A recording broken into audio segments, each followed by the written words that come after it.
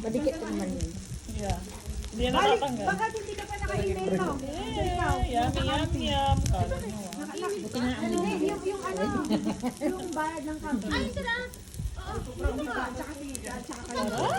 Nakalimutan ko na nga. Ito nga yung may alam eh. Oh, 130. Kaya kanina, sabi sa kayo, yung isa, ano, kasi nakabayad na ako ng satin. Ngayon, yung mga, sabi ko, yung mga susunod ko, let me know a week before. Kasi sasabihin ko po doon. Kasi parang yung malagyan ng ibang tao doon sa...